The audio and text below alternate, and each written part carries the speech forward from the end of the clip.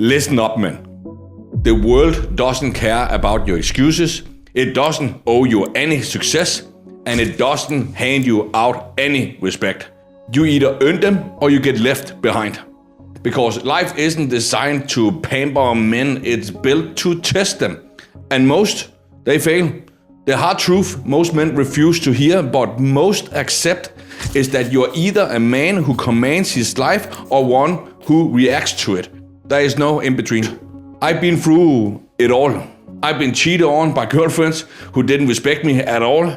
I've been addicted to drugs and alcohol, wasting my life away. I've been unable to take care of my parents when they needed me the most, and I felt the deep shame of not even being able to take care of myself as a grown-ass man, but yet my parents.